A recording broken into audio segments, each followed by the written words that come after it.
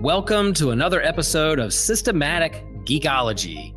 This is a space where we seek to create and cultivate healthy conversations between those things we geek out on and the philosophical and theological questions that often arise out of our fandoms.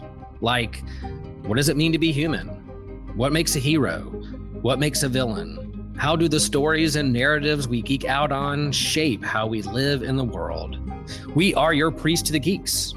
We aren't all ordained, but we see ourselves as mediators at the intersection of geek culture and going deeper in our faith. We don't always have to agree, but we do respect each other, and we see everyone as a beloved child of God. Everyone geeks out on something, so come geek out with us and enjoy the show.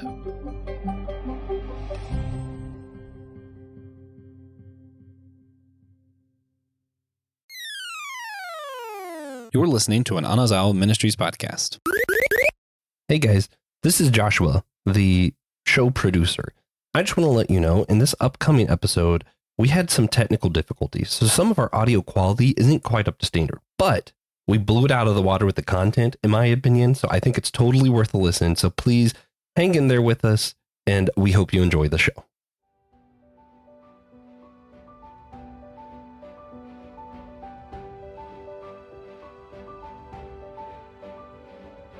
Ladies and gentlemen, boys and girls, superheroes, engineers, and robots of all ages, we welcome you all to the wonderful world of Walt Disney's Animation Studios. Welcome to our Disney Eras series. Here we are in the revival era, and today we're going to talk about 2014's Big Hero 6. And to talk about this movie that I dearly, dearly love, are two of my favorite geeks who I haven't geeked out with in a while. It's been a hot minute since we've been on an episode together. TJ and Liz, how are we doing? How are you feeling? What's going on? Liz, go first. Doing pretty well. Just getting back in the swing, back to school, back to routine. So just trekking along. For me, everything is better now. I get to spend time with Will again. Yeah, all is well. And I am now officially recognized by the state of South Carolina as a business owner, which comes with its own perks. Ooh. Can you reveal what the business owner is? Can you reveal to us? Yeah, no, we're called NVMe Computers. We build computers, we ship them locally for now. I don't trust USPS or UPS or FedEx. I love it. Well, let's. I would geek out on that. Let's hop right into what we're geeking out on.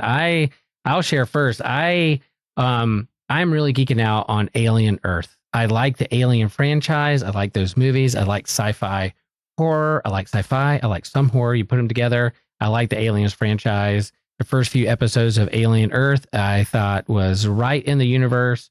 Super fun. I first watched the first episode, like I'm gonna watch 10 minutes and just to see what the vibe is like, and then end up watching like 2 hours of it. So I'm geeking out hard on Alien Earth and can't wait to geek it out with other hosts on Systematic Geekology and other friends who I know at Theology Beer Camp who really love the Alien franchise. Liz, what are you geeking out on?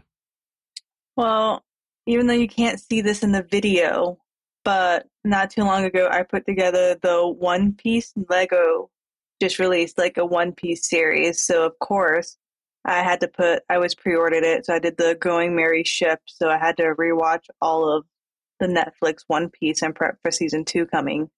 So a little bit of One Piece is and Legos. So 2 great things. Nice. Nice. For me, I've been geeking out really hard on Cyberpunk again recently. The game's 5 years old at this point, but it's so good. Every time you go back to it, they've really transformed it. It's nice. I love it. All right. Yeah. Thanks, you geeks. We're geekologists, and share with us on social media and other platforms what you're geeking out on. There's no shortage of content to geek out on. And just a reminder to our listeners, fans, supporters, if you're on a laptop, please consider rating and reviewing our show on Podchaser or Good Pods. This will help our show gain recognition and be easier to find in other search engines. And if you're on your phone, please consider rating, reviewing, and commenting on the show on Apple Podcasts or Spotify. This will help, put our show kind of at the top of the list in the algorithms. And again, in advance, thank you for your support. And we want to give a shout out to Ethan Overcash. We're colleagues. We're Lutheran pastors in North Carolina Synod. Ethan, thanks for your support. Thanks for being a patron and helping us stay fresh and moving forward in the podcast game. And remember, if you would like a shout out, you too can support our show for $3 or less. All right, friends, let's hop right into Big Hero 6. This is the second film in our covering of the revival era. This is the third one that we're going to do is Moana, and our friend Joshua, it made up the quarantine era. We can talk about that later on, and you can catch up on all the playlists of all the people who love Disney and Disney nerds, and catching up all our thoughts on all the Disney films and movies and all that stuff on our playlist in the description below. All right, so diving into this movie, let's share a little bit of our relationship to this movie. How were we introduced to it? When did we see it? Was it on the big screen? Was it on the little screen? Was it with friends? I know what era I was in 2014. So you guys, TJ, share with us, what's your relationship with Big Hero 6? I love this movie. So I actually didn't watch Big Hero 6 when it came out. I was 15. So that's like just old enough to not want to go see the new Disney movie, So I just didn't catch it for a couple of years. I didn't feel motivated to watch it even until after senior trip, like with the school that year, was to Disney World. And I got my picture taken with Baymax. And I was like, you know what? I should probably watch Big Hero 6, actually. And then I watched it, and I love it. I never read the comic books, was not aware they existed. But I do really love the movie, and it bothers me a lot. One of my favorite YouTubers has a reoccurring bit where he thinks, spoiler warning, Callahan is like a bad twist villain. I don't agree. I think he has good motivations. Yeah, for me, I can't remember when I watched it. I just know I watched it and I loved it. So I've seen it probably like 2 or 3 times, but I cannot tell you the first time I watched it. Just that I loved it. Maybe because back in that day, how long ago has Disney Plus been a thing? Maybe I watched it on Disney Plus, because I know for a fact I did not see it in theaters. So I think probably like 4 years, maybe more. So maybe it could have even been I saw it on Disney Plus not even that long ago, because I feel like it hasn't been that long since I first seen it. I just can't tell you when. Just that I'm glad it's forever a part of my life now, and my life is better now that I've seen it. Yeah, that's a true statement. Yeah, I think Disney Plus was right before COVID, so maybe like 2018 or 19, because I know they really leaned into all these TV shows and stuff that was supposed to come out in the movie theater. They threw on Disney Plus and that kind of thing. So I definitely revisited it on Disney Plus. For me, this is a 2014 film. I know it came after Frozen in 2013, and my kids were 10 and 12 at the time, so they were still in that age, in that kind of age gap where we go to these Disney movies together and these animated movies together with each other. And so I remember hearing that Big Hero 6 was a Marvel graphic novel and a comic book that I didn't know, that I hadn't heard of that before. And so I was like, oh, I'm into comics. I'm into Marvel. I like the writer, Chris Claremont. Let's see what they do with this movie. So to see this adaptation of a Marvel comic on the big screen and see what Disney does with it was pretty excited about that. So coming off of Frozen, both girls really love Frozen, and the animation there was just superb. I think, they for Big Hero 6, we were there in the theater with the kiddos, and I loved every second of it. The soundtrack, the music, the animation. I went and I don't think Marvel Digital had their unlimited app at the time, but I know since then I've read that comic in the digital app to kind of see what they use and what they didn't use, and there are differences there with that. Man, as I think we've shared and kind of spoiled, that we really love this movie a lot and think it's right up there with Disney gold. TJ and Liz, like TJ, why don't you start like summarizing the plot of this movie, and then Liz fill in the gaps, and then I'll hop in as well. So Big Hero 6 is kind of like I could see a future where they did like a whole long franchise about Big Hero 6, and this like the first movie background about like the formation of the team. That's kind of the story, but the actual plot of the movie, it's about Hiro Hanada, last name. Pretty sure it's Hanada. I feel stupid. I watched the movie like a couple days ago. But it's about Hiro. He's a main character. Haha, funny. His name is Hiro. It's just a Japanese name. It's not like actual. It's not Hero. His name's Hiro, and he is a young genius robot builder, a mechanical genius. And his big brother is much the same, and he's going to. Did they ever say the college's name in the movie? It's like. It's Caltech, basically. It's their in-universe version of Caltech. And as robotics prodigies, and, it goes through Hiro, is a slacker. He's a genius. So he likes to spend his time and money and smarts building robots to fight each other until he goes to Caltech and realizes, like, wow, I could actually, like, apply myself and become part of, like, the frontier of robotics here. So he has to prove himself to Professor Callahan and be, like, a genius. So he does that, and he creates the microbots, and they do their whole showcase thing. I'm just walking through the whole movie. And then after, when they, he gets his offer letter to be accepted, it blows up. The whole building blows up. His brother runs in to save their professor, and his brother dies. And that is tragic. Plummets him, into his depression. The rest of their students, who are the rest of Big Hero 6, we get to know them a little bit, and then we get to go through Hiro's journey of reconciliation with the fact that his brother died. And Baymax, which is, if you know anything about Big Hero 6, is you probably know Baymax, is actually his brother's creation, and he is a healthcare robot. And he's lovable and soft and all these things to make you feel comfortable, and he's the perfect doctor. And we go through him, kind of coping with his loss of his brother with Baymax, because Baymax was programmed by his brother. That's him. And he doesn't realize that till a pretty good ways through the movie, and he tries to change Baymax to fit what he thinks he should be. But it is the twist villain. Professor Callahan is alive. He is the bad guy. He steals Hiro's microbots idea and let his brother die, and uses it for revenge. He's on his own little revenge plot that was there in the background, because the other big tech guy, Cray, tries to buy Hiro's microbots at the showcase, and he's like, no thanks, I'm gonna go be a nerd, which is almost exactly what he says, actually. Big part of it.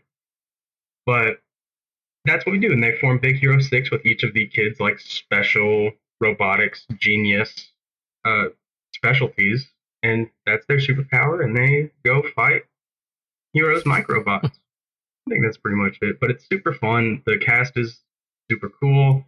They're all unique. They're all fun to learn about.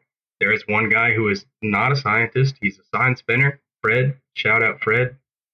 Love Fred. But it's special. It's, I think, some of Disney's finest non-musical work. I really mean that. Hey guys, Christian here to talk about our YouTube page. That's where you can go find us at youtube.com/@systematicgeekology. We have exclusive stuff there, exclusive videos where you can just hear other topics that you'll never hear on the podcast proper. These include things like comic book catch-up, where we're discussing the newest comics that we're reading, Friday Night Frights, where Joe Day and I explore a cryptozoological, paranormal, ufological, item of discussion. Has a lot of good fun there. Have a lot of great times with him. We have spontaneous YouTube shorts that we decided to do. A topic we wanted to discuss. They're in a very short form. We do them there as well. You can interact with us live as we're recording like a What's New episode or something like that. You have something you want to chime in? Well, how can you do it unless you head over to youtube.com/@systematicgeekology. All right, guys. See ya. Liz, did he forget anything? Yeah, what really kind of captures this too, like I said, I'm pretty sure I watched it not too long ago, so I was definitely in my like later 20s when I watched it.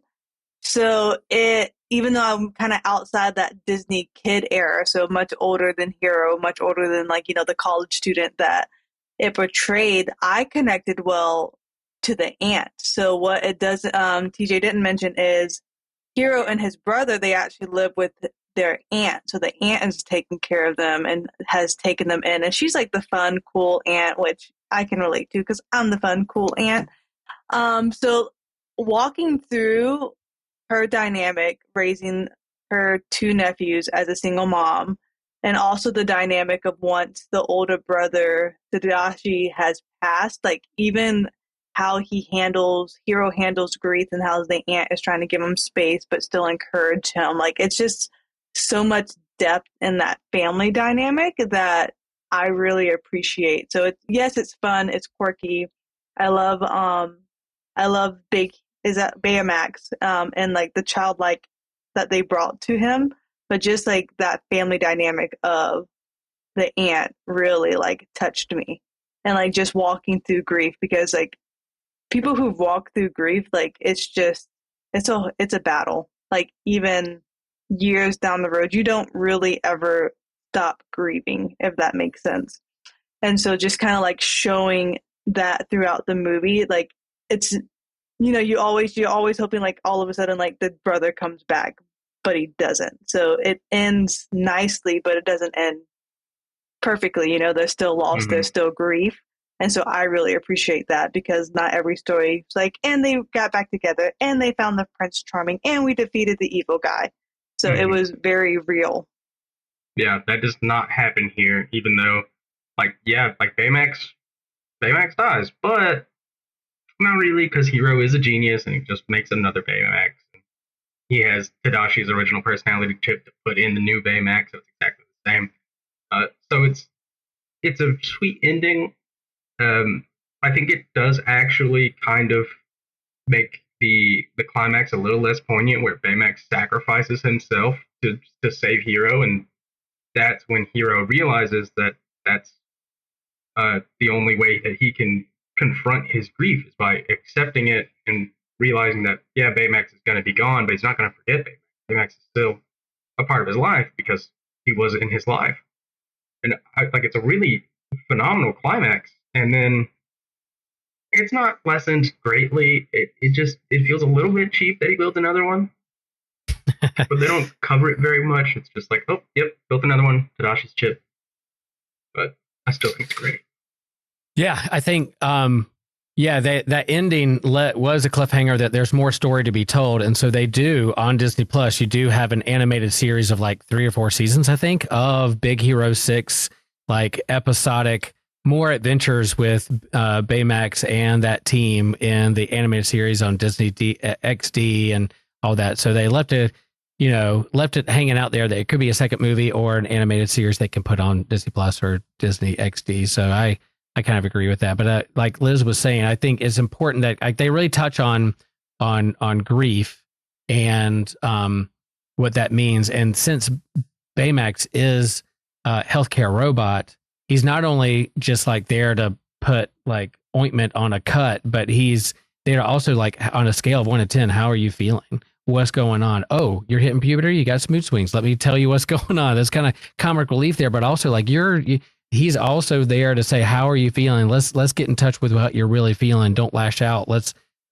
really going on deep inside you. And so I like how the movie did that. And I think other Disney movies coming on later, whether it's Inside or Out, are really touching on human emotion and what that means and what we do with our emotions and what that looks like. But I think they start there. I think Frozen also dealt with kind of grief and we talked about parents in other episodes of Disney parents and good and bad and different and through the eras. And here you have, we mentioned Aunt Cass, where she is, she's a cool aunt, but she's also there for her nephews, and there's a deeper family story there. What I like about this is a superhero story, but they're not superheroes with superpowers. They're like super geniuses with tech. So they invent their own weapons. They are in this super genius school building off Iron Man and Ironheart or whatever. He's building an armor for his healthcare robot, who in the comic was like a bodyguard, a little different in the comic, but here they're a super genius team that have different gifts, that have different powers, but it's all from their own genius and what they invent. And I love how this team kind of comes together, and friends, the comic relief. I just thought this team is super cool, way cool, and not necessarily with superhuman powers or mutants, but they invented all their stuff. And that little microbot, in terms of like nanotechnology, from a decade ago, thinking about nanotechnology or robotics and what that looks like, AI, I think it still applies. They're kind of building on this is what down the road this could look like. So yeah, I really enjoy this movie. And what do you guys think about like the setting? Like it was Asia, but not San Francisco. But what is it? San Fran, Tokyo? Is that what it was? Is that the setting of what they're lifting up? Was Disney going out to look for another artist that extending to the San Francisco Asian audience, or like bridging the world together? Yeah, that's it. Yeah. So it's San Francisco, and they want to because I'm pretty sure in the comic books they're just like in Japan. It's Japanese. And they wanted to be more relatable, so what they did was they made it about this young Japanese boy and like their version of San Francisco, which is San Francisco, and it's really cool. It's got like the Golden Gate Bridge, but it's actually the what are they called? The gates. Golden Gate Bridge. Dang. Yeah. Taurus. Yeah, the gates, like the Golden Gate Bridge. They make that with the Japanese super cool gates. It looks dope. It's a really fun way to like familiarize the setting, because they're releasing this for primarily an American audience who's familiar with San Francisco more than Tokyo, and there's Caltech, so it's a really dope setting, and it's really cool to watch them like exist in the city, especially the chase scene between Dr. Callahan and like them in their little like Fiat 500 racing around San Francisco. That's really good. It's the best chase scene in a Disney movie, I think. Nice. Yeah. Second best chase scene. And I think the animation, before we go to the ranking, I do want to talk about animation. I think, Frozen was incredible, and this era is incredible, but and Get to Moana is incredible. This one is right up there. I don't see a flaw in it at all. Like, and doing the perspective of the flying scenes, and you've seen the emotions on their faces. And yeah, Baymax is a very plain robot. He's just like a blow up, like one of those things you see in front of car lots, that they're flapping at you in the wind, waving at you for whatever to lure you in to buy a car. But but they build like a super cool armor for him, and learning what his power is and how he morphs to be a part of the team. I think was it's genius. So rewatching this not that long ago, the animation and art is just, it's perfect. I don't know what you guys think about animation. I like good animation, good cartoons, but this one's up there. Mm-hmm. Yeah, I feel like people don't talk about Big Hero 6 as much, because like when I'm watching it, it's like it's flawless. It just looks exactly how they wanted it to look. It's gorgeous, and you just don't even think about it. It's like, yeah, this is good. This looks great. And I can't imagine how hard it was to animate the microbots, because there's some detail in those things. Oh my goodness. The microbot structures that they use, pretty much throughout the film is crazy. And they look so good. Never have I ever wanted to hug something in my life, though, watching Big Hero 6. So when we went to Tokyo, we went to a museum called Team Labs, and there was this room with giant balls, like giant white balls, and they were kind of inflated. And I would not leave that room. And there's so many pictures of me just hugging the balls, and I kept on saying, this is the closest I'll ever get to hugging Baymax. And so that is a dream. Even I think was it the North Carolina Comic Con we went to, and we saw Baymax, and we got really excited until we looked inside, and all of our dreams and got crushed because it was a weird guy inside. But the point is, I did not hug him, listeners. In case you were concerned for my safety, I knew better not to hug him. But the point is, never have I ever wanted something to be so real. And like, we're so smart. Why can't we create our Baymaxes right now? I think we could. I don't know. I don't see why we can't. I think you're overlooking mascots. Like the inflatable mascot suits. I think that would feel similar. No, because it's so hot inside. Because I've been an inflatable mascot for a trunk or treat when I was Pikachu. And that's just not, the hug's not the same. You can't hug that.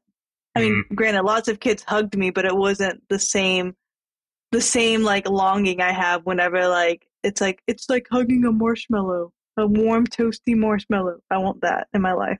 Yeah, we need to find a way to get someone to wear a huge like hot water balloon. Like yes. You know what I'm talking about? Like for the yeah. Next time we all get together, this is going to be our project. Right. Filling a giant balloon with warm water and getting someone to walk around in it. I like it. Yeah.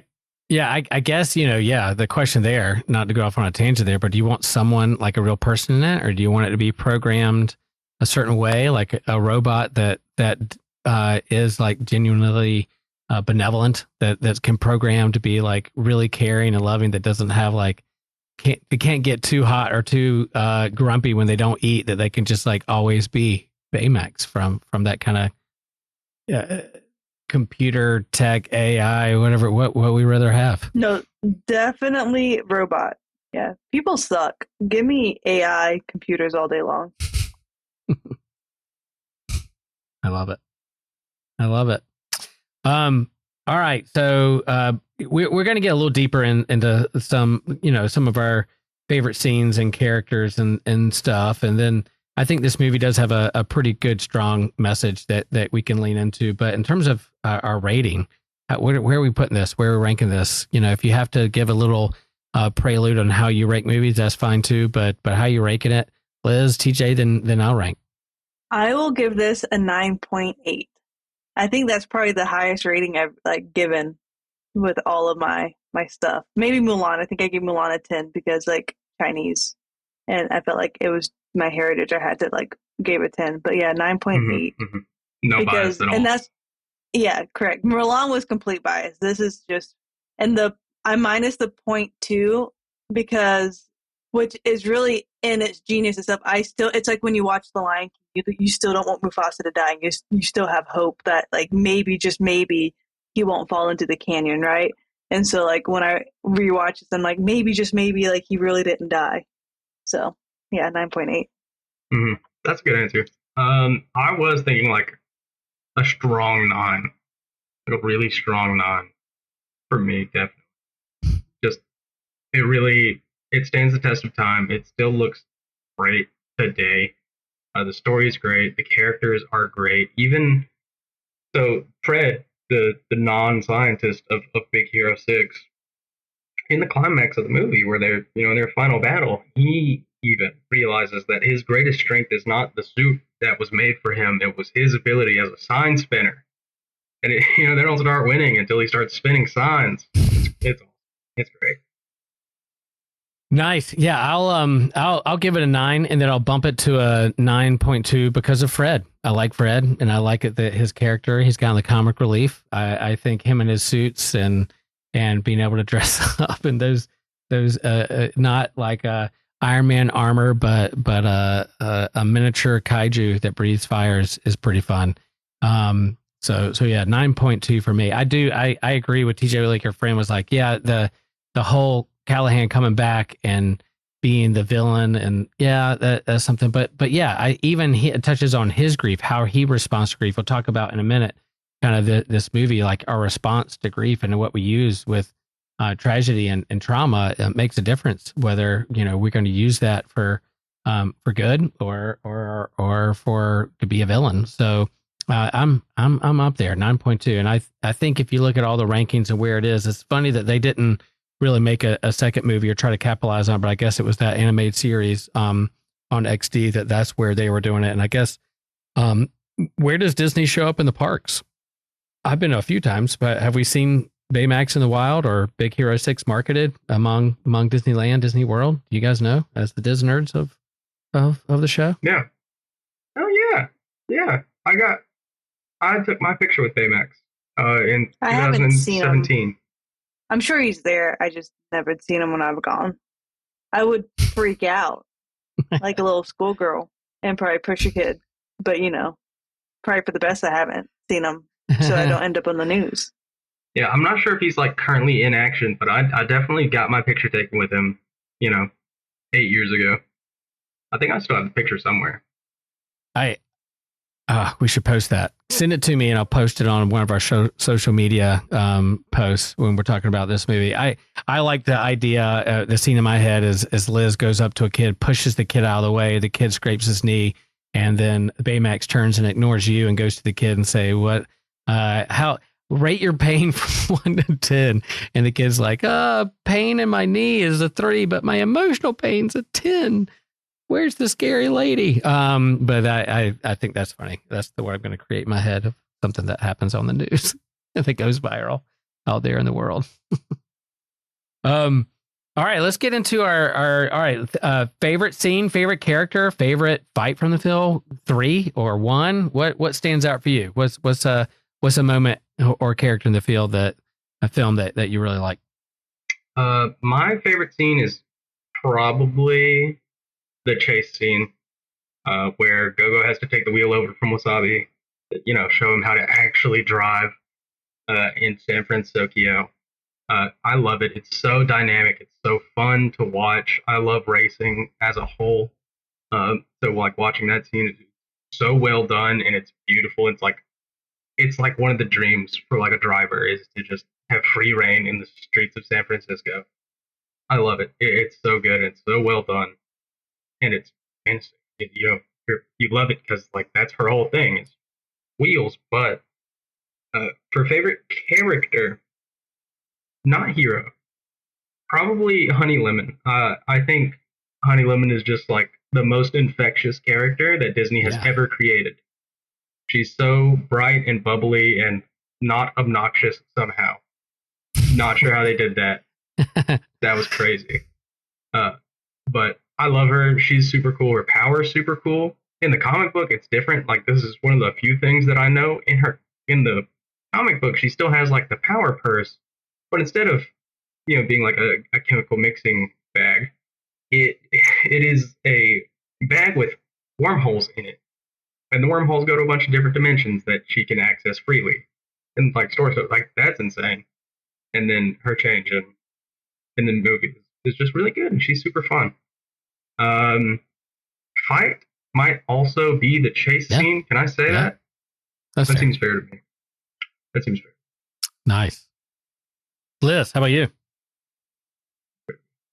So I think one of my favorite scenes is it's when they got caught in the rain or something like that, and Fred was like, "Well, just go to my place," and we find out Fred is freaking rich, like richy rich, like he has his own butler rich, and everyone was just like, "Wait, you're not homeless?" Yeah, that's like right after the chase scene. They're like, "We can go to my place." And it's a mansion. He just has art of himself on the walls. He has like commissioned like kaiju suits. Yeah, that is the best scene ever, hands down. That's also where we see the Stan Lee cameo because he's on the family portrait wall. If you look at that wall, because it's a Marvel movie and he's still alive in 2014, you pan the wall and Stan Lee's got a picture with the family. So he could be bankrolling that super school of geniuses, but who knows? But I love it that there's a Stan Lee cameo in the family portrait on the wall. Yeah, that scene also speaks to the experience of being a young adult and then finding out, what do you do for work? And it's just familial wealth, generational wealth. It's like, he's just rich. He's been rich his whole life. Oh, that's cool. Sweet. But he's so humble and chill. Yeah. I love it. Yeah. Yeah. Unassuming.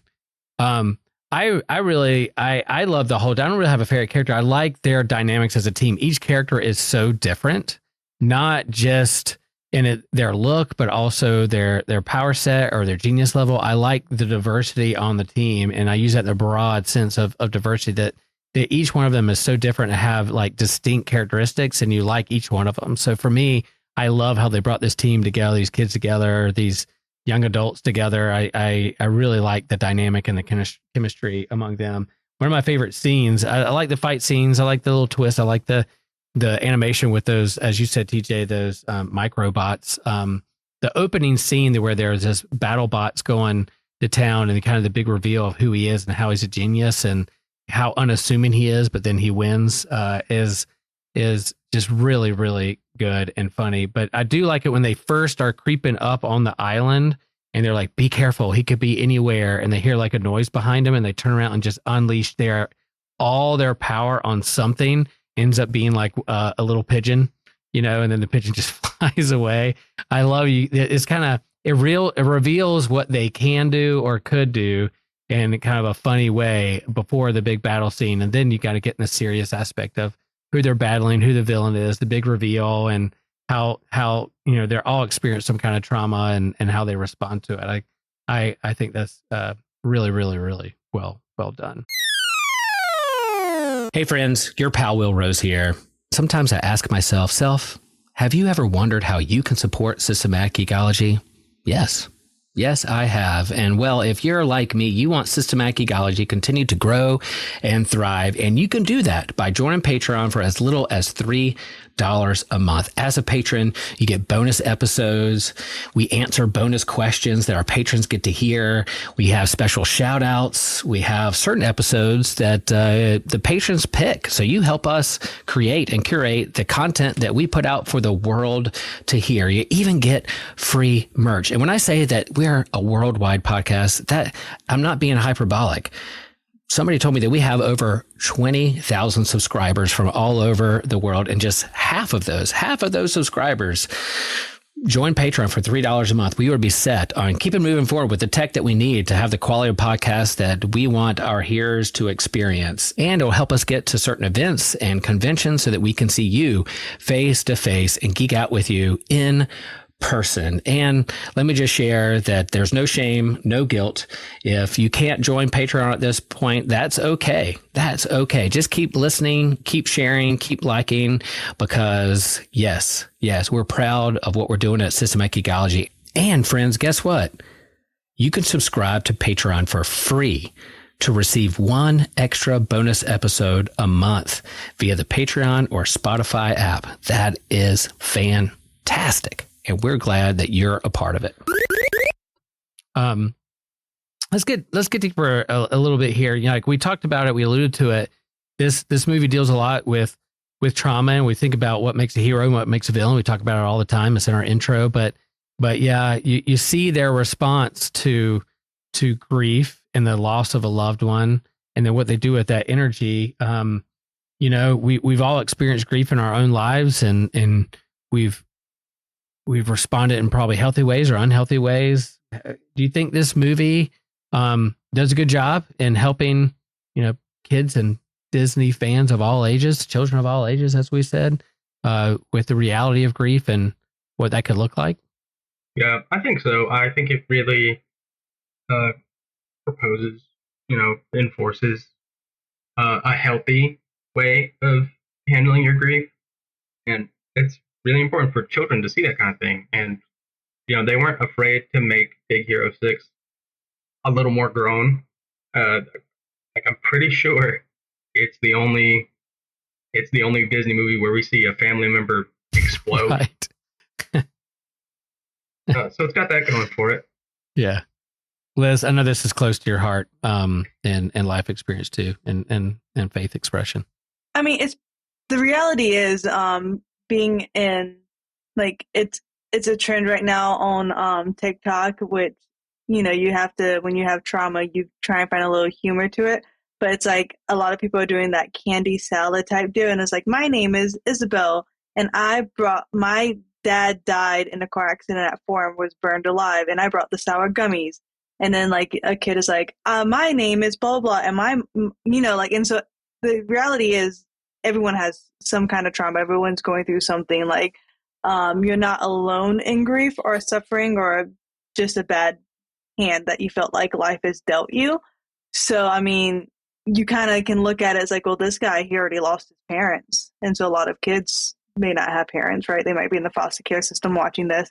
And now he had to lose his brother. And now, and it shows that how he gets angry, he gets depressed, he doesn't want to talk to people, he doesn't want to do anything, he starts acting out, which is, very common, a very real reaction. But then it does show him like he had to slowly get pulled out of it, and like he found purpose and reliving and like creating his brother's dream and Baymax, and then he finds out like, well, now there was foul play, so now he has purpose in trying to figure out the truth. And so how he's climbed out of his grief can be really inspiring to someone. So because, I mean, everyone has trauma, but you don't have to stay there and let it like defeat you, right? So I feel like it does a really good job with the entry level of like the little kids, kind of just seeing like, oh wait, my life isn't like a Disney princess. My life is kind of like that, where people just kind of leave me and I don't know why, and I didn't do anything wrong, but now I have to fight this bad guy when I should just be home playing video games. So yeah, I like that. I think, this movie talks a lot about, there's family, and then there's found family, and then there's friendships, and what that can mean to you. So I like it that Baymax, a part of that healthcare robot care for him is not just like the physical pain there, but also like, I contacted your friends because you needed them in your life. You're not in this alone. Don't shut down. Don't close people off. That's a part of the grieving process.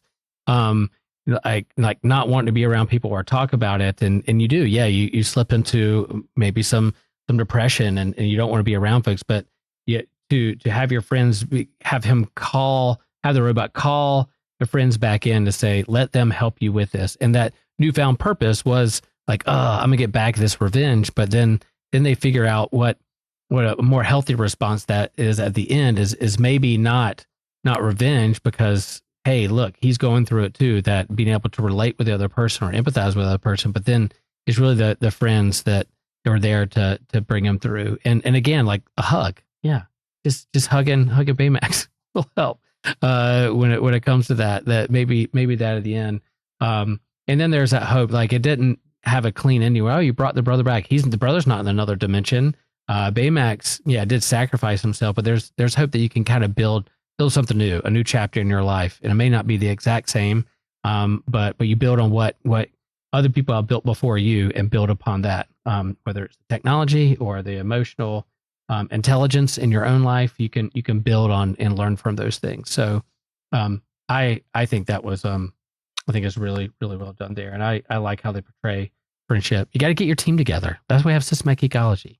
We get our teams together to walk through life together, not only geek out together, but walk through life. So friends out there, if you're going through a hard time, if you're experiencing grief, if you need someone to talk to, we are here for you. Yeah. We may be a podcast. You're like, I don't know those guys, but if you just want to reach out and ask a question, a lot of us are in churches and ministry and have been a part of healthy communities that know good resources, that if you need extra help, we may not be your Baymax, but we can be extra help that you can reach out to and just share with you that you're not alone in your grief. Cool. Are we leaving any threads out there? Anything out there that we're forgetting? Josh is pretty close to Baymax. Oh, Josh does like the fist bump thing. He does that. He's been doing that. Yeah, we forgot about that. That's one of the best scenes. Yeah. He like every time you bump it and you kind of blah blah blah. Yeah, but he does like the that Baymax does. He's been doing that bit for 11 years. Yeah, nice. Well, friends, thanks for listening. Thanks for your support. Thanks for being a part of our superhero team. Whether you're like Fred and just you're bankrolled and have tons of dough, and you want to just throw a little bit our way to keep systematic ecology rolling smoothly, or going to events or going to Comic-Cons, we'll gladly take that support. Or if you just want to pray for us, or if you just want to reach out and say, hey, throw a heart or a like on one of our social medias, that keeps us going too. And again, rank like and support us any way you can. We support that. And we're really grateful. We're grateful here as geekologists with you in this life and adventure of geeking out. We're going to do an extra question. And so we want you to hop on over to Captivate or the AMP channel on Apple Podcasts, AMP channel. And our question is, if you could have your own personal Baymax, what would its primary function be? You know, in the comic book, it was like this powered up like bodyguard. But in the movie, it was a healthcare robot, an emotional support AI robot that is like a big fluffy marshmallow. But if you could have your own Baymax, what would it be? And so your host here, TJ, Liz, and I will answer that over there in the extra question. Hop on over. We could be a part of it. Thanks, y'all. Any last threads out there, TJ or Liz, that if we go to bed tonight and we're like, man, I didn't share about this movie in this way or this scene. I think the fist bump and the I'm glad you brought that up because I think that's what I would have like, man, we didn't talk about that because that's a good scene. Anything we're hanging out there? I think I've said it all. So. Wasabi's cool. Wasabi doesn't get enough love. He's kind of the least interesting. He's just like the perfectionist. Yeah. But I like Wasabi. And he gets the cool power gauntlets with his plasma-induced lasers. Yeah, you just sparked something else. Like, your team doesn't have to all be the same. You need to have different functions. Just like St. Paul talked about the body and the hand and the foot and the ears and the eyes. They all have different functions, part of the same body. You have extroverts, introverts, people with different skills. Some people don't get as much love. Some people aren't as funny as Fred, but some people, are a little bit more serious. You need the whole gang together to round out your team. And I love that. Any recommendations as we close this thing up? Is anything out there? Could be what we talked about. Could be about Disney. It could be a book or whatever. Anything we want to recommend to our folks out there? What I love about Systematic Geekology, I think I have the pulse on geek culture of this day. But every time I hop on an episode, I always learn something new and add to my list of things to geek out on. TJ, anything to recommend out there? Mm-hmm. This is a weird one because I haven't actually read it. But The Fourth Wing, pretty popular dragon novel series, is doing a collaboration with the Colorado Avalanche, the NHL team. And they're releasing like a whole special edition of the book for it. So I recommend picking that up. That's really cool. I'm probably going to pick it up just because it's really sick. Nice. I've also heard a lot of good things about it. Cool. So. Liz, how about you? Let's see. I've just been listening to a lot of audiobooks lately. So if you don't have time to do much of anything, there's so many free audiobooks on YouTube. And so I've been listening to a lot of Victorian style because I love that time period, Victorian and stuff. So just a lot of soirees and balls and the whole like noble high society of like London. I love it for some reason. So I've just been listening to that. So even if you don't like it and you find you have little time, just get an audiobook. There's so many, literally every genre is available on YouTube to listen to for free. That's fun. Yeah, there's comfort foods and then there's like comfort audiobooks, comfort books. So you sit down and you're like, you just let that wash over you and you're entertained by it. I love it. Yeah, I'm going to recommend, getting the Marvel Unlimited app for a little bit and read the original graphic novel of Big Hero 6. I think it's worth it. Chris Claremont is a legendary X-Men writer, can be very wordy, but I think the art style of that, I think it's late 90s when it came out, maybe 97, 98, late 90s art style and the storyline I think is good. It's different from the movie, 99. Yeah, it's different style from the movie, but yet super fun. So if you like graphic novels, you like that medium of reading and reading comics, I recommend Big Hero 6. All right, folks, thanks for listening. Thanks for being part of our Geekologist superhero team. And remember, always, share the faith, share the geek.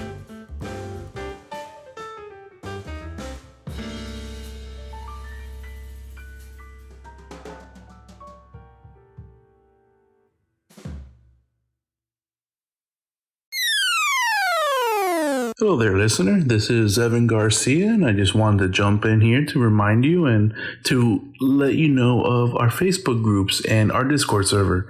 These are great communities where you can post and share memes and talk with the hosts, and we have votes and some polls for future episode topics and fun interactions with our host. So just wanted to remind you that we are focused on community with you listeners, and we love each and every one of you guys listening. Thank you guys. Hello there, listener. Thanks for listening. This is Evan Garcia. I hope you enjoyed this episode. We just wanted to come in and remind you that this episode is part of a bigger network of podcasts called the Anazao Podcast Network. We have great shows like the Whole Church Podcast, Kung Fu Pizza Party, and the Homily with Pastor Chill Will. Chill Will, the podcast has sermons from our host, Pastor Will. Great sermons every time. The Kung Fu Pizza Party is Brandon Knight showing his expertise and his passion for everything Kung Fu films, and he dispenses a bunch of wisdom. Great show. And the Whole Church Podcast, where Josh and TJ interview people from different denominations and church traditions to pursue greater church unity. It's a great podcast to see what other denominations are included. And we just want to say thank you so much for listening. See you next time.